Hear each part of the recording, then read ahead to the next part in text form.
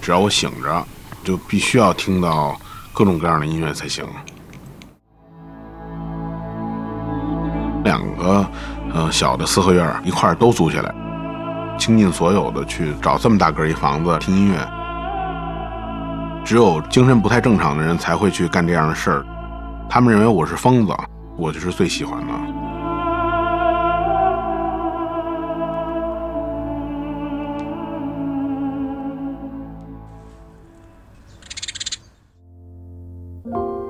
在北京的通州区，总体面积是2亩，没有办法长时间去听，因为对家人造成困扰，太痛苦。就是为了音乐，从2011年开始看了很多房子，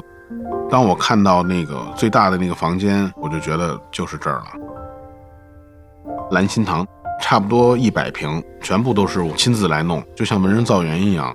最大的改动其实是把吊顶给拆了。其实我都是在做世界上最大的室内扬声器，唯独不足的是它的长宽比，算了一个数，最远的那一块做了一些格栅，前面听音乐的空间就非常的好。我专门放音响用的地方，大概有20多平的面积，音响有皇帝位，我需要它完全对称，人有2个耳朵，要同时接收到声音才行。方形的那个号角对于中音号角来说应该是全世界最大的。上面这个是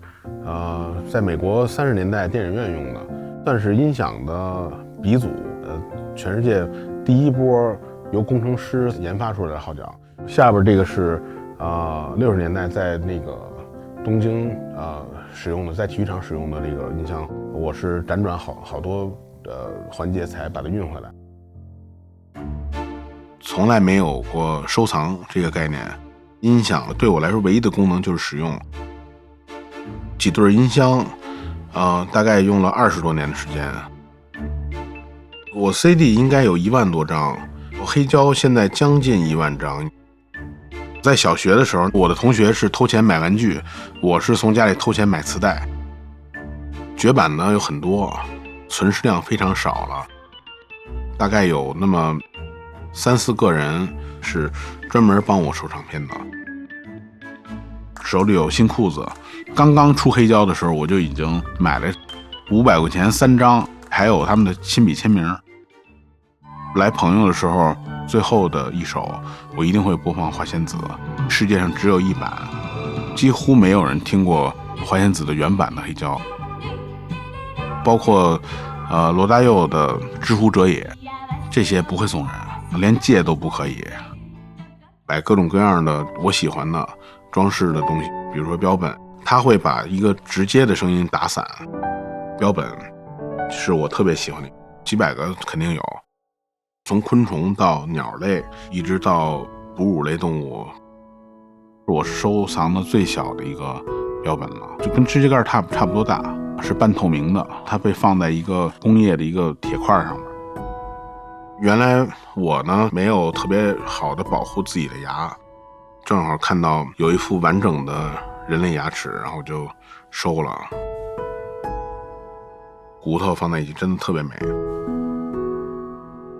选择红色的帘子挂在那儿，这些软性的阻隔，这个声音听上去是特别迷人的。空间墙面我用了沙子和稻草混合的一个涂料，这梁柱子就是从各地收来的老料，需要几年甚至10几年的时间它才能彻底的风干，一定对声音是有帮助的。一进门的左手那边是我的工作区，除了睡觉之外都会在那房间，就是喝茶呀、画图、整理唱片、调我的器材，我的时间基本上就用来干这个了。沙发在正中间，客人坐在这儿可能更像现场。最后一次录那个贝多芬第9交响乐，在那个柏林的广场上，开始之前波恩斯坦跺脚，就是咚的一声，不但声音低，而且还有回音。然后就这个时候，我觉得这个唱片，我之前这么多年这么多遍的这个唱片都白听了。几乎所有的发烧友来了以后都惊叹，最少上千人了。我去判断这个人他可能会爱听什么，我只把我认为对的好听的放出来。最小的一个房间使用一些非常大体量的和完整的标本，非洲大羚羊这样体量的标本私密的接待，身边好多这个明星的朋友。一般会听音乐到了晚上12点之后才开始，为了让那声音尽量阻隔一下，一些浓密的植物来遮盖一下是好的。我只租了10年，确实是有一点不计成本的去建造。有很多人年轻的时候在青春期的时候听到的，因为后来走上社会，因为工作早就把听音乐这件事给忘了。当我放起来这些歌的时候，没有一个不敢